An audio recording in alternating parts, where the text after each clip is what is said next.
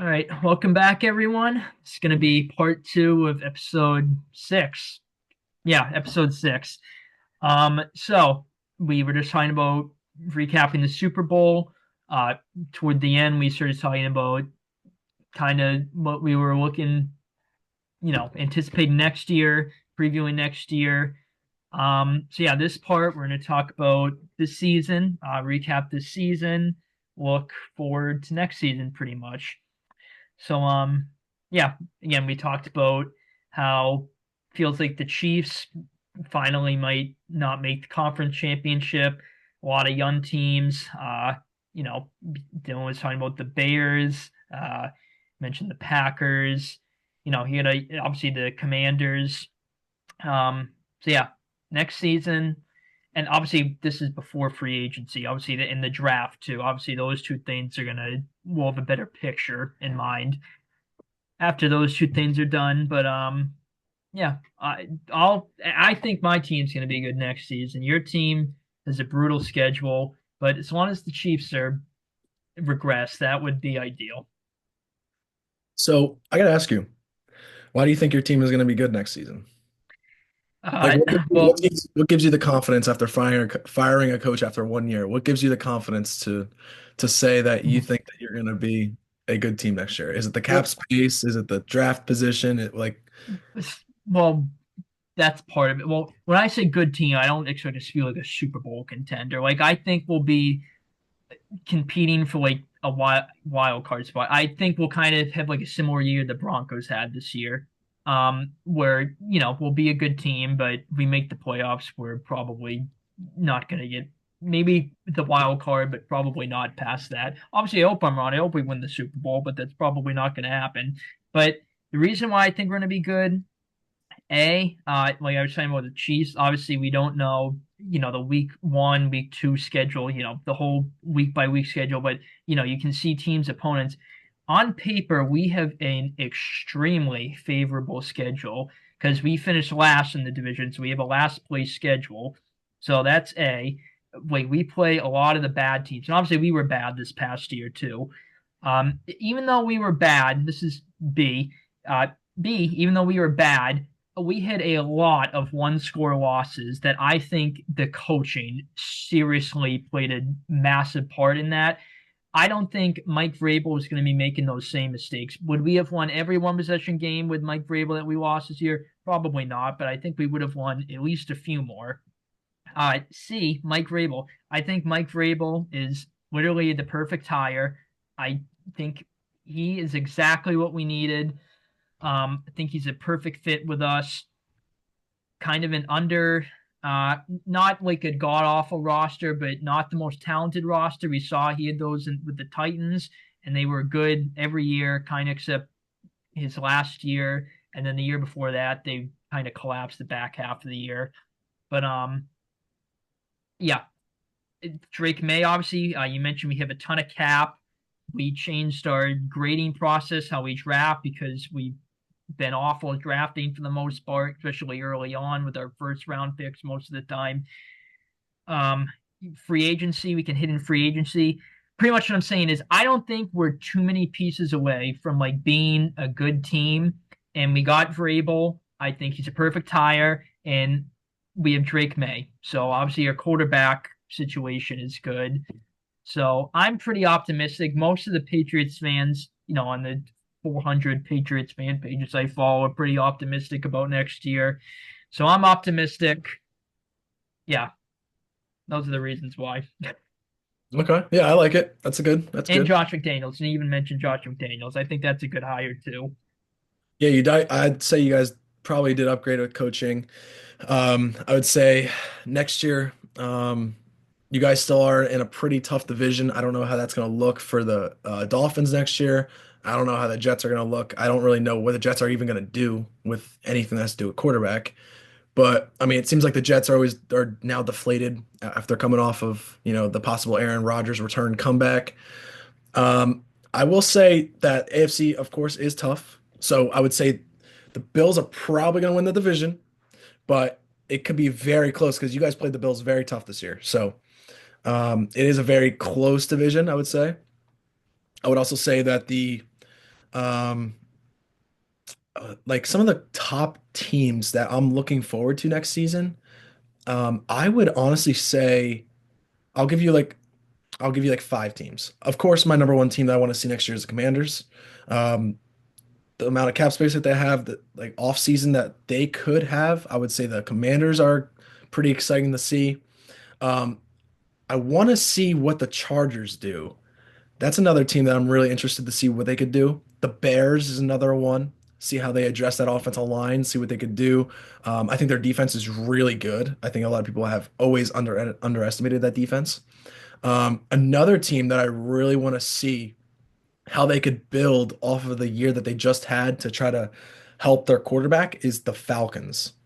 The Falcons are a team where I think they can get over the hump because now they have Penix, they have Bijan, they have Drake London. Now, if they get more familiarity within that offensive scheme and how they run their offense and how they operate, I could see them doing well this next season. I think they could easily win that South division. That is a very weak South division where it's only like the Bucks and the Bucks and them, right? I mean, the Yeah. Panthers are just too early in their beginning stages of wanting to win, like really competing, I would say. Even though I think Bryce Young is gonna have a great season next year, or Bryce Young. And I will say that the last team, I really just want to see how they get out of like where they're at is the Cardinals. I think the Cardinals I think they could beat Seattle. I think the Seattle. I don't. I think they could beat Seattle's team. I think. I mean, this year they've competed with the Niners, but I don't know. I don't know how the Cardinals are going to do this year. And I'm kind of excited to see if they could really build and put Marvin Harrison and Trey McBride in that like good receiver room kind of thing. So I really need to see how they're going to operate and dictate their offense as well. Because I think we saw a huge step back with Cliff Kingsbury going to Washington in that offense. So it's gonna be really weird and exciting at the same time to see how that those teams kind of portray next season. Yeah, the Cardinals were a weird team this year because, I mean, I think going into this year, people pretty much everyone expected them to be better than they were the year before. They were even like when they were like 0 and 7, like they were obviously bad. They're 0 and 7, but like they were competing. Like they were a lot of close games that they lost. Then the back half of that year, they kind of pulled off some good wins. They upset that Eagles team, even though the Eagles team fell off the wagon completely after that Niners debacle. But they still went into Philly, upset them.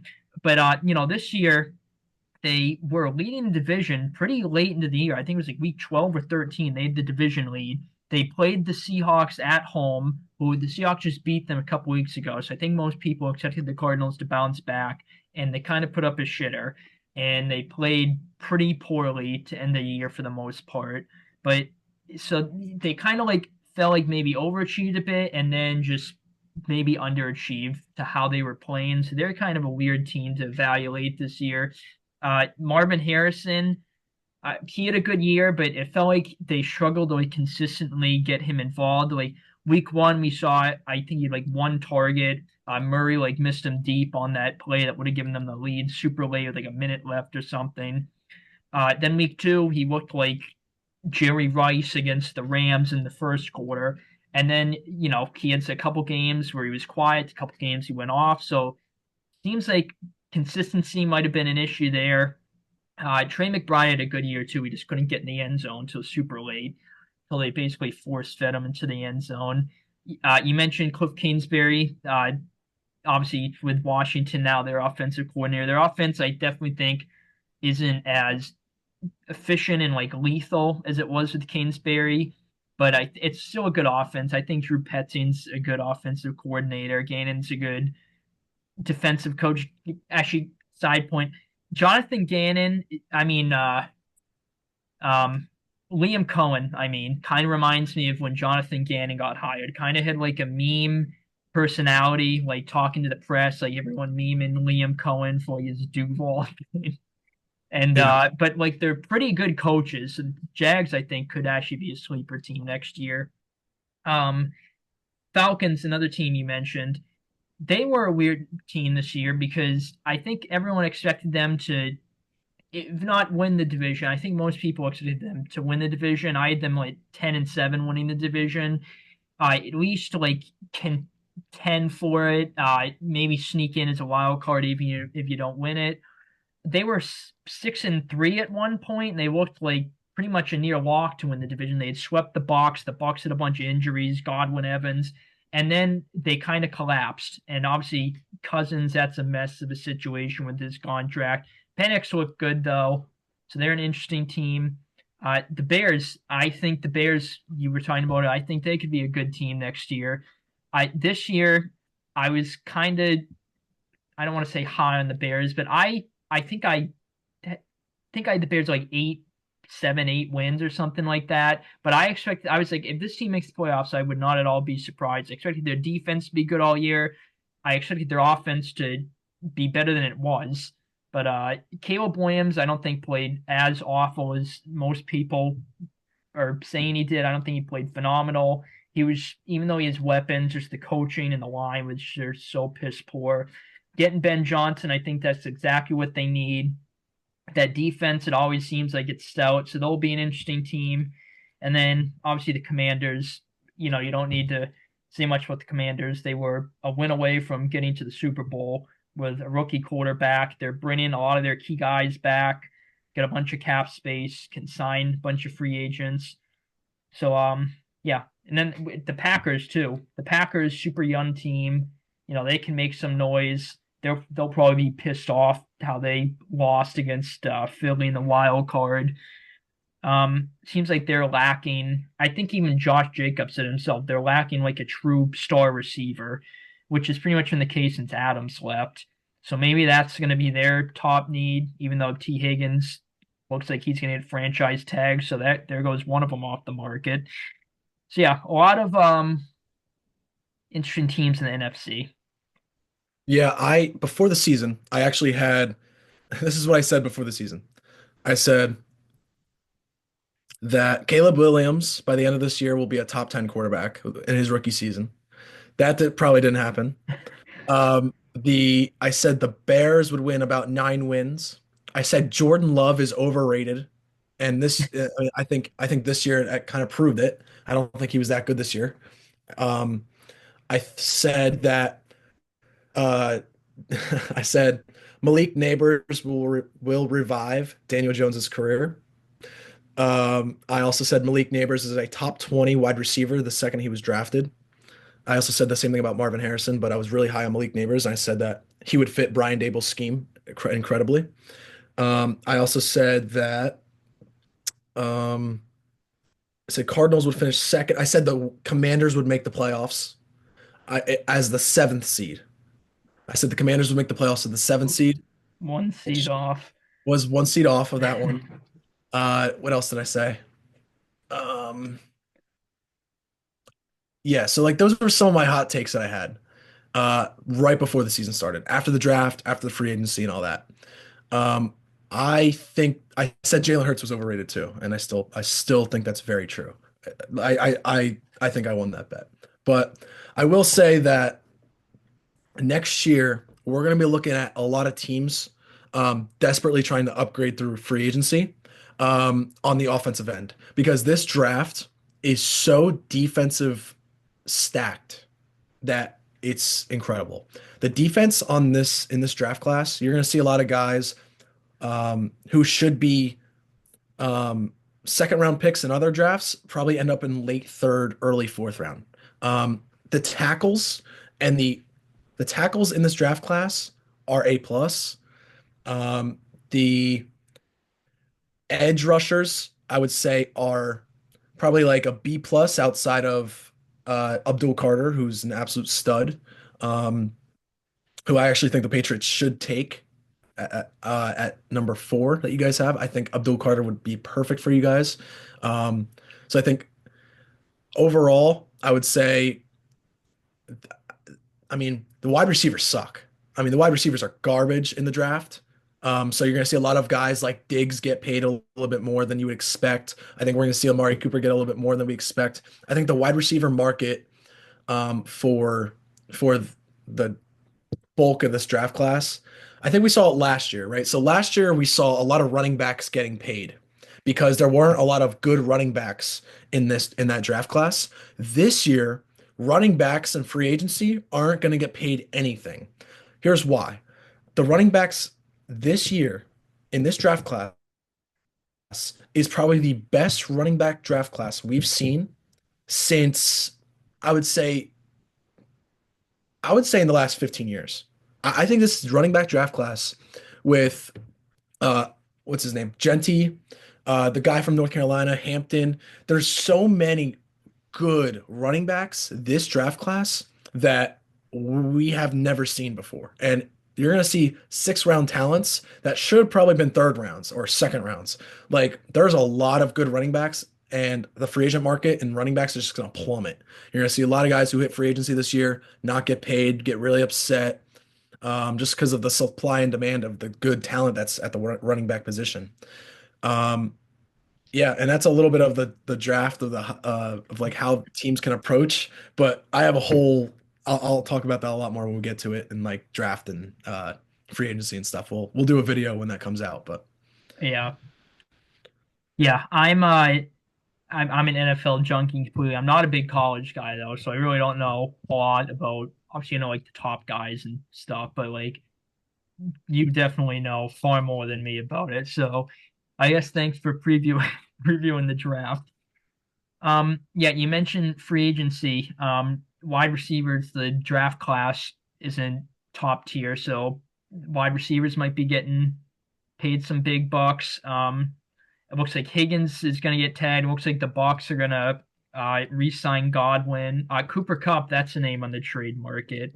Um, it looks like the Bengals are going to pay Jamar. They're trying to pay Higgins, Jamar, and Hendrickson, which obviously that sounds good in theory. But the problem is if they do that, they're going to have no money to spend elsewhere. And clearly that their defense is the problem. But fortunately, as you were just talking about, it seems like a pretty stacked defensive draft. So clearly offense isn't the problem. So the Bengals just focus on defense for the draft for the most part. Um, yeah, draft and free agency, very interesting offseason. Um, yeah, I think the tagging period started yesterday, but I don't think anyone got like officially tagged yet, at least like big names. So see what happens there. nobody wants to be tagged anyway. Everybody wants that long-term security. So you're gonna Yeah. see a lot of guys get pissed if they get tagged already and stuff. I will say another thing we didn't mention, quarterbacks are probably going to get paid a lot of money in the free agency just because the only 2 guys, maybe 3 with Dart, but the only 2 guys I would say is probably Shadur and Cam Ward are the only 2 guys that really pop out to you. But in a really weak quarterback class. Last year, we had a very huge strength in the quarterback class. We saw 3 quarterbacks in the top 3. This year, it seems like it doesn't look like it's going to be as strong like that.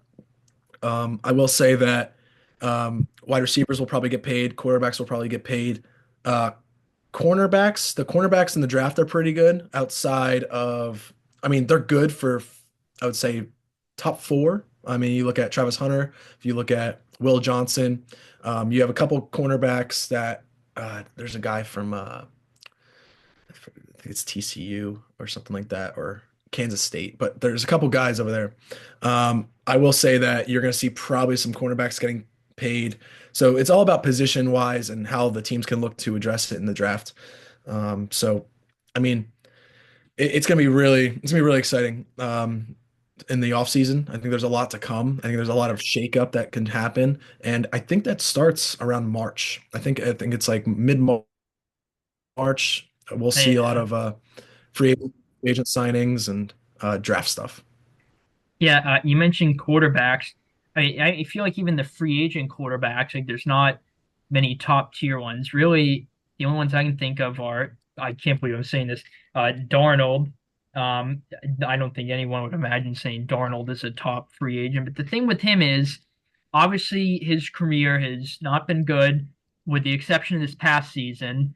But I think he maybe cost himself some money the last 2 games he played. Obviously, the stakes were the highest, and it wasn't just him. The team didn't play great either, but kind of put up a shitter. Some no one knows what the hell they're going to do with Darnold. Are they going to re-sign him because he wasn't even going to be the starter? It was going to be McCarthy, and then Darnold. Obviously, McCarthy got hurt, so Darnold slid in to start. Rodgers, it doesn't look like he's going to retire. Where is he going to play? Um, really, those are at least I can think right now at the top of my head the only two like main starting like big name quarterbacks on the mark. I'm definitely missing someone. Gonna look like an idiot, but Yeah, there's a couple. There's Jameis Winston, Russell Wilson, Kirk yeah, Cousins, yeah, Justin Fields. yeah, yeah. Well, Kirk Cousins, they can't really trade him, the Falcons. Well, if they do, obviously the teams know they're trying to do whatever the hell they can to get rid of him.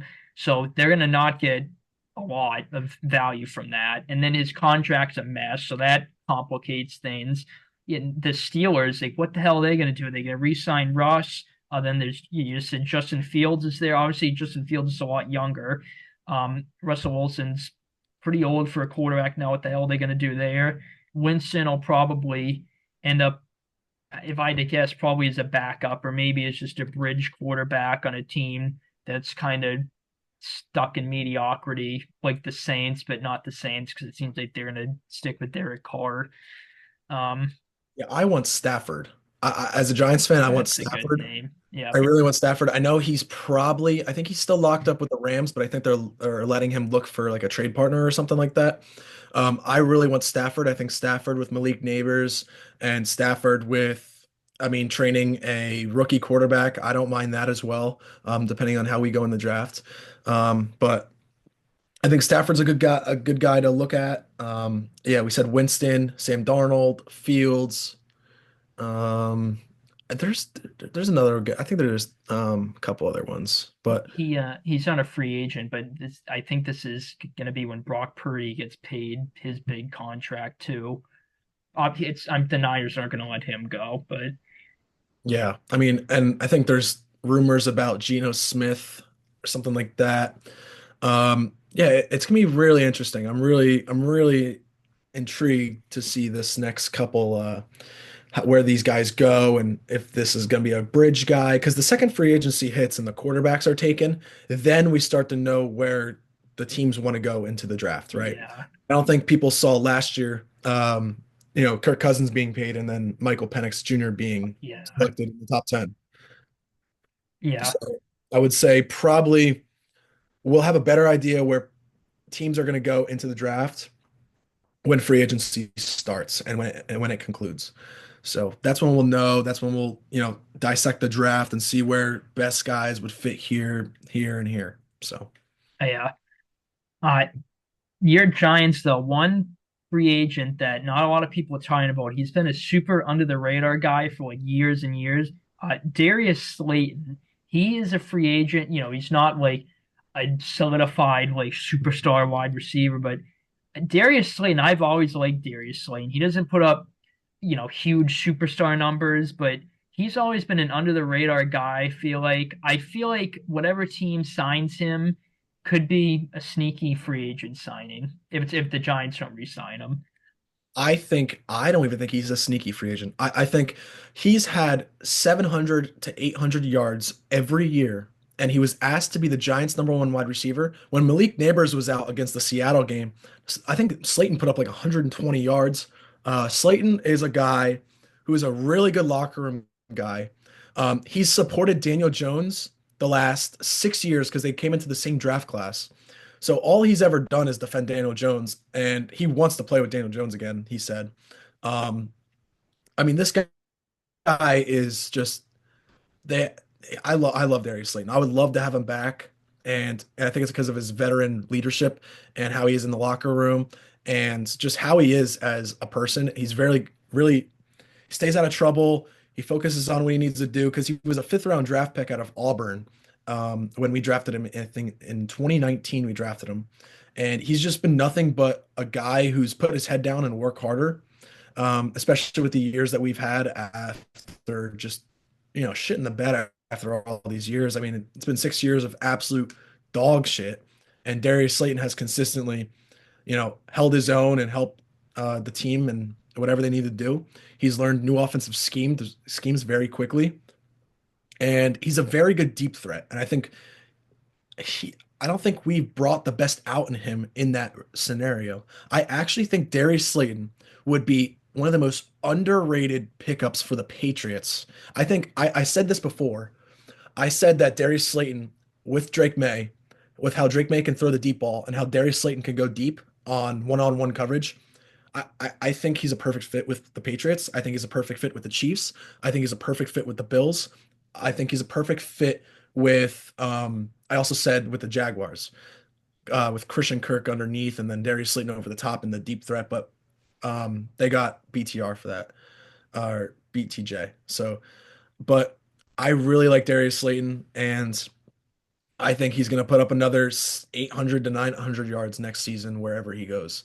So I'm really excited to see where Darius Slayton goes. And like you said, underrated, has not gotten a chance to prove who he was with the Giants because they didn't play to his strengths.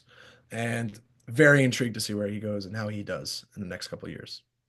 Yeah, there's actually been some well, not rumors, but Patriots fans wanting us to sign Darius Slayton.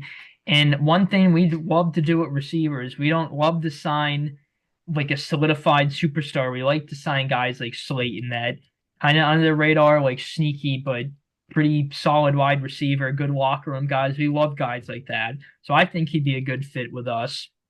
Um, you mentioned Daniel Jones. We didn't even mention Daniel Jones talking about quarterbacks. He was in a weird spot because he was on the Vikings practice squad, and I even see some rumors saying they might just sign him as a backup. So it's like the Vikings. Who the hell knows what they're gonna do at quarterback? Um, Danny Dimes, where the hell he's gonna wind up? Yeah, I don't even. I actually just got a notification. Darnold to the Raiders rumors. Initially, as soon as I saw the Jets and Rodgers officially parted ways, I kind of immediately thought I think Rodgers would be a good fit with the Raiders because obviously you get Tom Brady with pretty big influence over the Raiders. Tom Brady obviously respects Aaron Rodgers. Um, he probably thinks he can get Rodgers in there, win like right away. Pete Carroll, I think, was a good hire. I feel like Pete Carroll always, even if the team is awful, like you'll be around like an 8, 9-ish win team at the worst. Um, yeah, I'm just rambling on here. I don't have a specific point in mind, but Yeah, no, well, I mean that's what we're doing, at the end of the day. We're just rambling on here because I mean, there's so much that could hypothetically happen in this offseason. And and I'm gonna go back to Darius Slayton. I think he's gonna get more money than Stephon Diggs. I think he's gonna get this guy is young. He's entering his prime. I think he's 27. He's entering the prime years of when wide receivers really take off.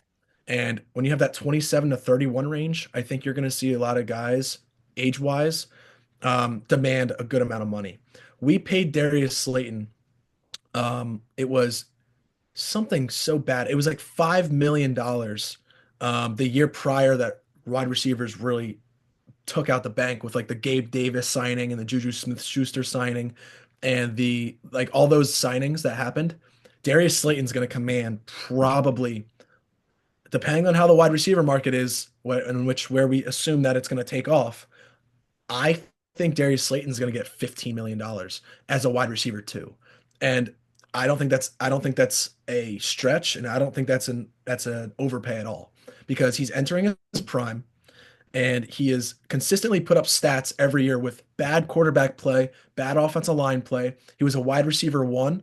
Him as a wide receiver two, I actually would root my ass off for Darius Slayton on the Patriots because I've seen what he's done over the years, and he's so hard not to root for. So I'm gonna go. I hope he really just excels in anywhere he goes, but I think he's a great fit with the Patriots, and I don't see why you shouldn't take a chance on him.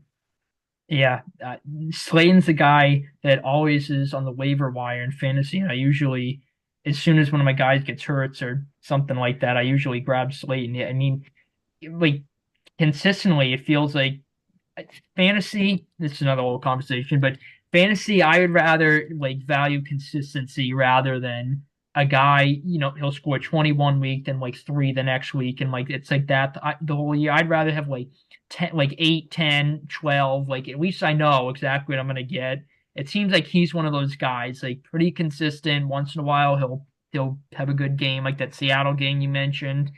Um, yeah, he definitely is a super under the radar name. A lot of people aren't talking about. Could be a pretty big signing.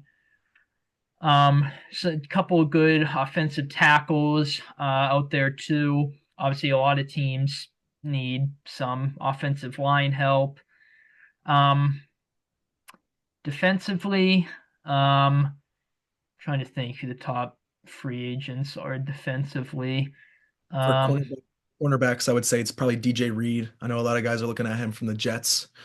Um, you can see that kind of coming into play. I want to see what some of these guys are commanding for contract extensions. I think Sauce Gardner's on that list of like who we want to see kind of get paid like in bulk. I know Kayvon Thibodeau. Uh, it's like that draft class. Kayvon sucks. I think he sucks. He's awful. That's why I would not be I wouldn't be opposed to drafting Abdul Carter because literally with the third pick because I can't stand Kayvon. I think he sucks.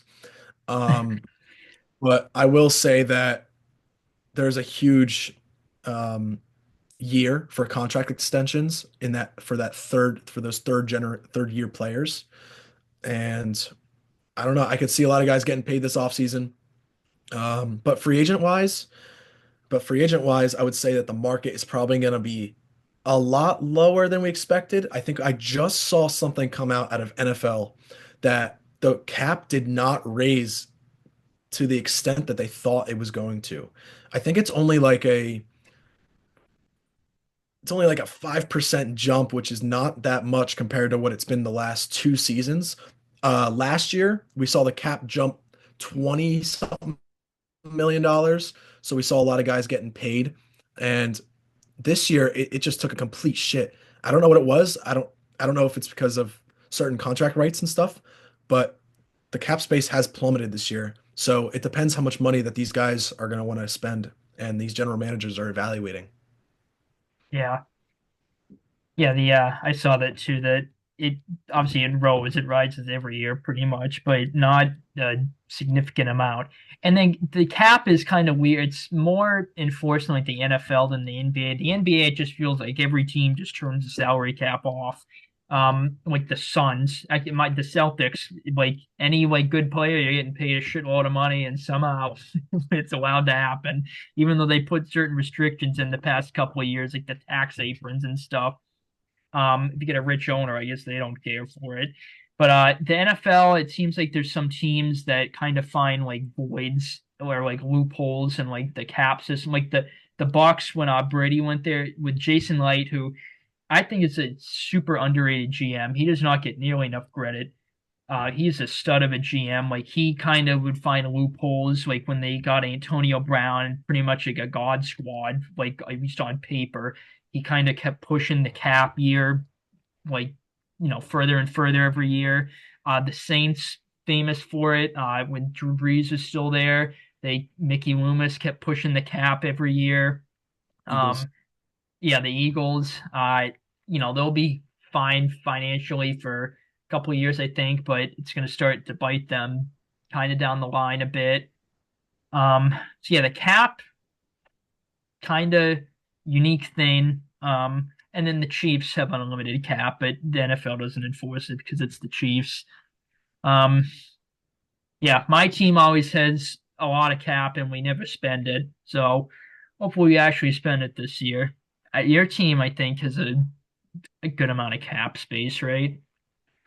Yeah, ever Right. since Daniel Jones got off the books, we have $40 million in cap space. So that's the thing, like we have good cap space. And how do we address that, right? So as a Giants fan, how do we address that cap space, right? Is it through wide receivers? Do we address the offensive line again? Do we just take a swing on a quarterback in the first round and then try to surround him with talent around him for him to benefit. But another thing that we talk about too is the Giants have a rough schedule next year. We are ranked number one in the opponents and all that crap next year. So it's an absolute joke, which sucks because depending on how the schedule lays out, do the Giants, if they have another bad season, do we fire our offensive coordinator? Do we fire our general manager? But then we just brought in a quarterback from the draft class that they drafted. So if there was a time to fire the head coach and the general manager, it should have been now, right? And that's the dysfunction that we have with the Giants is what happens if we have another, 3-win season or 4-win season and we're sitting there at another top spot next year, do you just do you just fire Joe Shane and all these other guys? Like, I'm very scared about the Giants' future. And I think that's why, is because John Mara has been an absolute failure of an owner the last 15 years. And it's been misery.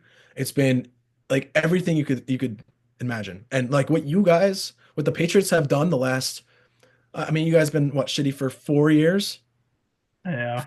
Try 15 because our team sucks every year except like it's just atrocious because we just have bad ownership, bad roster moves, bad talent evaluations on teams on guys that we have on our own roster, and bad talent evaluations that when they leave our roster. Whenever somebody leaves the Giants, they get better, right? And it stinks. Like Lorenzo Carter went to the Falcons, had a decent season. When you look at Saquon Barkley, I mean, left the Giants, got really good, and almost broke the rushing record. Xavier McKinney, how many turnovers have we had this year? Xavier McKinney had 7 by himself. The Giants only had like 4 or 5 this entire season. So, and Xavier McKinney should be a Pro Bowler. And it's just like all these guys that leave the Giants get better. And it's something that is it our coaching staff? Is it our uh you know roster like scheme wise? Like is it coaching roster? Is it guys that just don't want to play for the organization? Like it's just been an absolute shit show for the last however many years. And at least like you guys are kind of building like something because you have a foundation with your quarterback and you guys have a foundation with like how you guys are culture wise, right? We don't even have a culture, and our culture has been on pause since 2012. So, I mean, for half my life, we've been absolute dog shit. So it's just awful. And, that's how we've been, and that's how we'll continue to be if we don't make changes and upgrade our ownership and our general manager and etc.